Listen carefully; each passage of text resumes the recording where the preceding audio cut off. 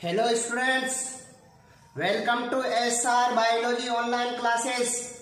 My name is Sampat Rajnagar. तो आज तक अपन ने जो पहले कल अपन ने कवर कराया था कि पॉलिनेशन होता क्या है, पॉलिनेशन कितने प्रकार का होता है। पॉलिनेशन के दो प्रकार होते हैं, self pollination, cross pollination. Self pollination के अपन ने डेफिनेशन लिख लिया था। सेल्फ पॉलिनेशन भी टू टाइप का होता है, ऑटोगेमी और ड्यूटेनोगेमी अपन ने दोनों हो गया था। और सेल्फ पॉलिनेशन के अनुकूलन क्या एडेप्टेशन होते हैं कि पुष्प द्विलिंगी होना चाहिए, पुष्प समकालपक्वता होना चाहिए, पुष्प में अनुन्मिल्यता का गुण पाया जाना चाहिए। और साथ में अपन ने स्वपरागण के लाभ की परिभाषा लिख ली, स्वपरागण के लाभ और स्वपरागण की हानियों के बारे में अपन ने जिक्र किया था। और परपरागण के अपन ने डेफिनेशंस लिख लिया था। उसके बाद आज स्टार्ट करते हैं कि परपरागण मतलब क्रॉस पोलिनेशन। जो परपरागण है उसके क्या अनुकूलन है। परपरागण का पहला अनुकूलन है पुष्प का एक लिंगी होना जरूरी है। पुष्प का क्या होना जरूरी है? एक लिंगी होना जरूरी है। तो अपन बोल रहा है कि परागण के लिए पुष्प का एक लिंगी होना आवश्यक है, जभी पर परागण को प्रेरित किया जा सकता है। अन्यथा पुष्प द्विलिंगी होगा तो परपरागण को प्रेरित नहीं किया जा सकता। जब पुष्प एक लिंगी होगा तभी परपरागण 100% होने की संभावना होगा और इनमें स्वपरागण कभी नहीं होगा। एग्जाम्पल है कुकुम्बर, कुकरबिट्टा, पपीता, खजूर, ये सब क्या है? एक लिंगी पौधे हैं, एक लिंगी पुष्प पाया जाता है। उसके बाद है भिन्न काल पक्वता। भिन्न काल पक्वता का मतलब है जब पुष्प में पाए जाने वाले पुंकेसर व परागकोश, पुंकेसर जब पुष्प में पाए जाने वाले परागकोश व वर्तिकाग्र, परागकोश व वर्तिकाग्र का परिपक्व टाइम डिफरेंट अलग अलग हो या डिफरेंट हो तो वैसी कंडीशन आप कर सकते हो।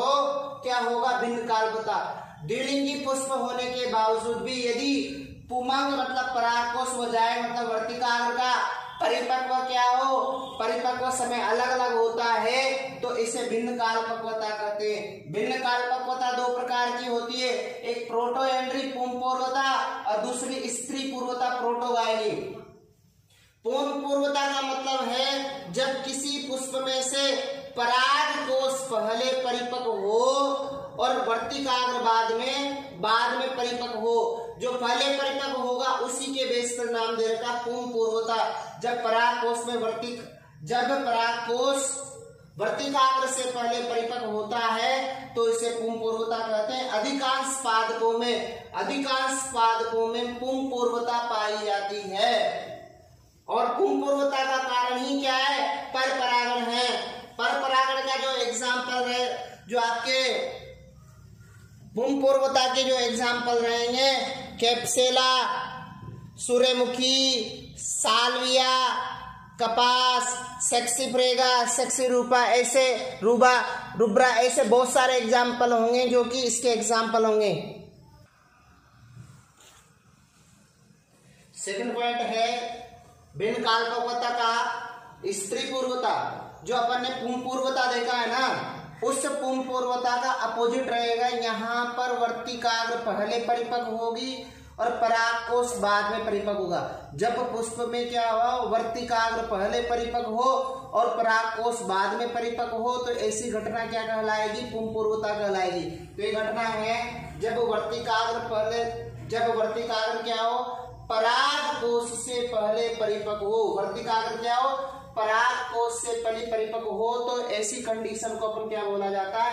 स्त्री पूर्वता कहा जाता है। और ये बहुत कम पादपों में पाए जाते हैं। एग्जाम्पल है बरगद का वैज्ञानिक नाम है फाइकस बेंगालेंसिस, पीपल का फाइकस रिलीजियोसा, गुल्लबास फोरोक्लोक प्लांटरी बोला जाता है, मिराबिलस जलापा, अशोका ग्लोरियोसा, सुप्रभा, एरिस्टोलोकिया, गुलाब, तंबाकू एटसेट्रा, ये सब इसके एग्जाम्पल हो जाएंगे स्त्री पूर्वता के। अब आता स्वबंधेता। एग्जाम्पल है मालवा, पिटूनिया, छाय, ऑर्किड, पैसिफलोरा, अंगूर, सेब आदि में पुष्प कैसे होते हैं?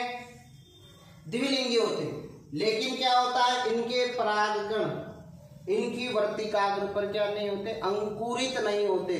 परागकण पुष्प द्विलिंगी है, लेकिन इनके ही परागकण इनकी वर्तिकाग्र पर क्या नहीं होते? अंकुरित नहीं होते। यदि अंकुरित भी हो जाते हैं तो क्या होता है? इनसे छोटी सी पराग नलिका निकलती। क्या होती है? एक छोटी सी पराग नलिका निकलती है जो कहां तक नहीं पहुंच पाती? बीजांड तक नहीं पहुंच पाती है। कहां तक नहीं पहुंच पाती है? बीजांड तक नहीं पहुंच पाती है। इस अवस्था को क्या बोलते हैं? स्वबंधिता। और ये गुण होता है ना, एक पैतृक गुण है, माता पिता का गुण है, जो कि क्या होता है? जीन के द्वारा नियंत्रित होता है। किसके द्वारा नियंत्रित होता है? जीन्स के नियंत्रित द्वारा नियंत्रित होता है। तो स्वबंधिता होगी मतलब खुद का पुष्प खुद को क्या नहीं कर सकता? फर्टिलाइज नहीं कर सकता, अंकुरित नहीं कर सकता, दूसरा पुष्प को आना पड़ेगा। अब आता स्व अनिषेचता, यहाँ पर संरचनात्मक अवरोध हो जाएगा या अवरुद्ध परागणता अपनी संरचना उसमें बाधित करेगी जब पुष्पों में परागकोश तथा वर्तिकाग्र के बीच क्या आ जाए? ऐसा संरचनात्मक अवरोध आ जाए कि पुष्प में परागकोश से परागकण उसकी पुष्प वर्तिकाग्र तक नहीं पहुंच पाए। मतलब उसी का परागकोश से उसी की वर्तिकाग्र पर परागकण नहीं पहुंच पाए। ऐसी अवस्था में पुष्प में केवल पर परागण ही हो पाता है। एग्जाम्पल है, कौन कौन से एग्जाम्पल है? ग्लोरियोसा एग्जाम्पल है, ऑक एग्जाम्पल है, कैरियोफिलेसी के सदस्य एग्जाम्पल है। ठीक है, पांचवा पॉइंट स्टार्ट होता है विषम वर्तिकात्व। विषम वर्तिकात्व से मतलब है वर्तिका जो होती है ना, वर्तिका की जो साइज होती है वो लंबी भी हो सकती है, बड़ी हो। जब किसी पौधे में के पुष्प में क्या हो, उस पुष्प में एक पुष्प में क्या हो, एक में वर्तिका छोटी हो, पुंकेसर के पुतंतु क्या हो? लंबे हो। एक में वर्तिका की साइज लंबी हो और पुंकेसर के पुतंतु छोटे हो। तो ऐसी कंडीशन क्या होगी? विषम वर्तिकात्व कहलाता है। कुछ पौधों के पुष्पों के पुंकेसरों के पुतंतु तथा वर्तिका की लंबाई में क्या होता है? अंतर होता है। क्या होता है? अंतर।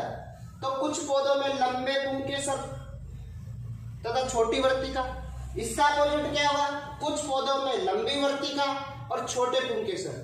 तो इस कारण से इनमें क्या होता है? पर परागण संभव होता है। पुष्प होते तो द्विलिंगी है, लेकिन क्या हुआ? केवल और केवल अपनी वर्तिका की लंबाई की वजह से, वर्तिका और पुतंतु में डिफरेंस की वजह से ऐसी कंडीशन पाई जाती है। एग्जाम्पल है प्रिमरोज के पुष्प, अलसी प्रिमुला। अब आता है पर परागण से क्या लाभ होते हैं, पर परागण की क्या हानियां होती है। पर परागण से संकरोज उत्पन्न होते हैं। पर परागण के द्वारा स्वस्थ पौधे उत्पन्न होते हैं। पर परागण के द्वारा नए लक्षणों का विकास होता है, नई जातियां उत्पन्न होती है। पर परागण के द्वारा उत्पन्न संतति होती है वो वातावरण के प्रति अनुकूलित होती है। और पर परागण के द्वारा प्रतिरोधक क्षमता में क्या होती है? वृद्धि होती है। और इनके द्वारा उत्पन्न संततियों में जीवन संघर्ष करने की क्षमता होती है। इस प्रकार अपन कह सकते हैं कि पर परागण के द्वारा एक संकरोज उत्पन्न होंगे, स्वस्थ पौधे उत्पन्न होंगे, नए लक्षणों का विकास होगा, नई जातियां उत्पन्न होगी। और पर परागण के द्वारा वातावरण के प्रति अनुकूलित होने की क्षमता आएगी। पर परागण के द्वारा प्रतिरोधक क्षमता में वृद्धि होगी और इनके द्वारा उत्पन्न संततियों में संघर्ष करने की क्षमता होगी। अगला पॉइंट आता है परागण की हानियां। परागण की हानियां क्या होती है? पर परागण की हानियां, एक तो इनमें निषेचन की संभावना, इनमें निषेचन की संभावना क्या होती है? बहुत कम होती है। दूसरा है कि इनमें परागकणों की ज्यादा बर्बादी होती है, पैसे की ज्यादा बर्बादी होती है, समय की ज्यादा बर्बादी होती है। पर परागण जल किसके ऊपर, पर परागण किसके ऊपर निर्भर है? जल के ऊपर, वायु के ऊपर, कीट के ऊपर आदि साधनों पर निर्भर करता है। पर परागण के द्वारा अवांछित लक्षणों की क्या होती है, उत्पत्ति होती है। इस प्रकार से आप कह सकते हो कि परपरागण में क्या क्या हानियां हो गई। एक तो स्वपरागण की अपेक्षा इसमें संभावना कम होगी, ज्यादा बर्बादी होगी परागणों की, पैसे और समय की बर्बादी ज्यादा होगी। जलवायु की ये किन किन साधनों पर निर्भर है, जल पे, वायु पर, कीट पर, पशुओं पर निर्भर है और अवांछित लक्षणों की उत्पत्ति होगी। फिर अगला क्वेश्चन आता है स्वपरागण और परपरागण में क्या अंतर है। स्वपरागण ऐसे दो प्रकार का होता है, ऑटोगेमी, ज्यूटेनोगेमी। लेकिन जो परपरागण होता है वो एक ही प्रकार का होता है, क्रॉस पोलिनेशन ही बोला जाता है, जीनोगेमी कहा जाता है, एलोगेमी कहा जाता है, उसके अलावा नहीं होता। स्वपरागण में क्या होना जरूरी है, द्विलिंगी पुष्पों का होना जरूरी है। परपरागण में एक लिंगी पुष्पों का होना जरूरी है। इसमें स्वपरागण में समकाल पक्वता का होना जरूरी है और परपरागण में भिन्न काल पक्वता का होना जरूरी है। कौन सी जरूरी है, भिन्न काल पक्वता का होना जरूरी है। स्वपरागण में पुष्प कैसे होते हैं, छोटे होते हैं, कलरलेस होते हैं, बिना सुगंध वाले होते हैं। कैसे होते हैं, छोटे होते हैं, रंगहीन होते हैं, बिना सुगंध वाले होते हैं। इसका जस्ट अपोजिट परपरागण में होगा, इनके पुष्प बड़े होंगे, आकर्षक होंगे, चमकीले होंगे, सुगंधित होंगे, सुंदर होंगे, जो क्या कर सकते हैं, अट्रैक्ट कर सकते हैं कीटों को। इसमें बनने वाले पौधे कैसे होंगे, अस्वस्थ होंगे, दुर्बल होंगे। वहां पर बनने वाले पौधे कैसे होंगे, स्वस्थ होंगे, वातावरण के प्रति अनुकूलित होंगे। इसमें लक्षण जनक के समान होते हैं। स्वपरागण में लक्षण जनक के समान होते हैं और परपरागण में लक्षण किसके समान होते हैं, परपरागण में लक्षण जनक से भिन्न होते हैं लक्षण। इसमें खर्चा कम होता है, उसमें खर्चा ज्यादा होता है। इसमें अनुन्मिलता का गुण पाए जाते हैं, इसमें विषमवर्तिकात्व का गुण पाया जाता है। इस प्रकार से स्वपरागण और परपरागण में क्या क्या मेन डिफरेंस हो गया कि ध्यान में रखना। पर स्वपरागण में द्विलिंगी पुष्प, परपरागण में एक लिंगी पुष्प। स्वपरागण में समकाल पक्वता, इधर भिन्न काल पक्वता, इधर पुष्प छोटे, रंगीन, बिना सुगंध वाले। परपरागण में पुष्प बड़े, आकर्षक, सुंदर और चमकीले। स्वपरागण में बनने वाले पौधे दुर्बल और अस्वस्थ होते हैं, परपरागण में बड़े, आकर्षक, सुंदर और चमकीले पुष्प होते हैं। इसमें बनने वाले पौधे दुर्बल, अस्वस्थ होते हैं, इसमें पौधे स्वस्थ वातावरण के प्रति अनुकूलित होते हैं। इसमें लक्षण जनक के समान होंगे, इसमें लक्षण जनक से भिन्न होंगे। इसमें खर्चा कम होगा, इसमें खर्चा अधिक होगा। इसमें अनुन्मिलता का गुण, इसमें विषमवर्तिकात्व का गुण पाया जाता है। अगला अब स्टार्ट होता है परपरागण की विधियां कि परपरागण कौन कौन सी विधियों के द्वारा संपन्न होता है। परपरागण वायु के द्वारा संपन्न होता है, परपरागण कीट के द्वारा संपन्न होता है, जल के द्वारा संपन्न होता है। जल परागण भी दो प्रकार का होता है, अधिजल परागण और अधोजल परागण। फिर जंतु परागण, आप जंतु परागण में कीट परागण को भी सम्मिलित कर सकते हो, ऐसा कोई डाउट नहीं है। जंतु परागण में आएगा पक्षी परागण, चमगादड़ परागण, घोंगा परागण, गिलहरी द्वारा परागण और दीमक परागण। तो आप वायु परागण को एनिमोफिली, कीट परागण को एंटोमोफिली, जल परागण को हाइड्रोफिली, हाइड्रोफिली में हाइपोहाइड्रोफिली, इफीहाइड्रोफिली। जंतु परागण में भी जूफिली बोला जाता है, पक्षी परागण को ऑर्निथोफिली, चमगादड़ परागण को चायरेट्रोफिली, घोंगा परागण को मेलेकोफिली या मेलमेकोफिली, गिलहरी द्वारा बाइस्पाइरल पोलिनेशन, दीमक परागण को मरमेकोफिली कहा जाता है।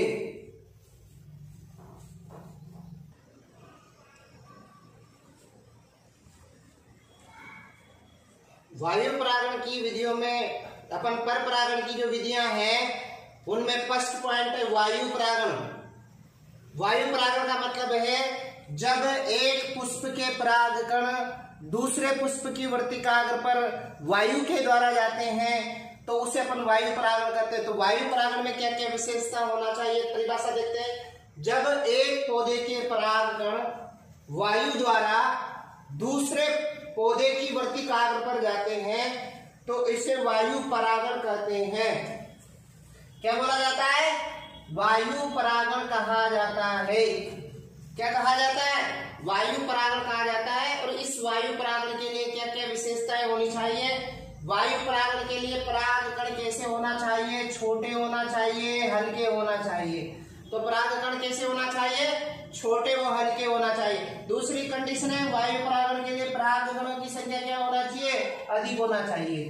तो वायु परागण के लिए क्या होना चाहिए? परागकणों की संख्या अधिक होनी चाहिए। दूसरी कंडीशन है इसमें वर्तिकाग्र चिपचिपा व पक्षमाविका युक्त होना चाहिए। इसमें वर्तिकाग्र कैसा होना चाहिए? चिपचिपा व पक्षमाविका युक्त होना चाहिए। वायु परागण के लिए पुष्प की वर्तिका कहाँ होना चाहिए? बाहर निकली होनी चाहिए। वायु परागण के लिए पुष्प की वर्तिकाग्र कैसी होनी चाहिए? बाहर निकली होनी चाहिए। दूसरी कंडीशन है इनके पुष्पों की वर्तिकाग्र कैसी होनी चाहिए? रोमिन व चिपचिपी होनी चाहिए। इनकी वर्तिकाग्र कैसी होनी चाहिए? रोमिन व चिपचिपी होनी चाहिए। वायु परागित पुष्प हमेशा कैसे होते हैं? एकलिंगी होते हैं। इसमें पुष्प न तो आकर्षक होते हैं न ज्यादा खुशबू वाले होते हैं। ज्यादा आकर्षक भी नहीं होते और ज्यादा खुशबू वाले भी नहीं होते। इनमें मकरंद ग्रंथियां भी अनुपस्थित होती है। इनमें क्या होता है? मकरंद ग्रंथियां भी अनुपस्थित होती है। घास जो होता है उनमें वायु परागण सर्वथा मान्य होता है। घास में वर्तिकाग्र कैसा होता है? चिपचिपा व पक्षमाविका युक्त होता है। थायका में वर्तिकाग्र ब्रुश के समान होता है, ब्रुश के समान होता है। ओक व हेजल में वर्तिकाग्र पुष्प से बाहर निकला होता है। इस प्रकार से अपन कह सकते हैं कि वायु परागण में क्या क्या विशेषता होने चाहिए। पहले परागकण छोटे वल के होने चाहिए, परागकणों की संख्या अधिक होनी चाहिए, वर्तिकाग्र चिपचिपी पक्षमाविका युक्त होनी चाहिए, वर्तिका बाहर निकली होनी चाहिए, वर्तिकाग्र रोमिल होनी चाहिए, पुष्प एकलिंगी होना चाहिए। पुष्प न तो आकर्षक होते, खुशबू वाले नहीं होते। मकरंद ग्रंथियां भी, नेक्टर ग्लैंड भी अनुपस्थित होती है। जो घास होते हैं उनमें ज्यादातर वायु परागण ही क्या होता है? संपन्न होता है। एग्जाम्पल घास, टाइपा, एकल व हेजल है।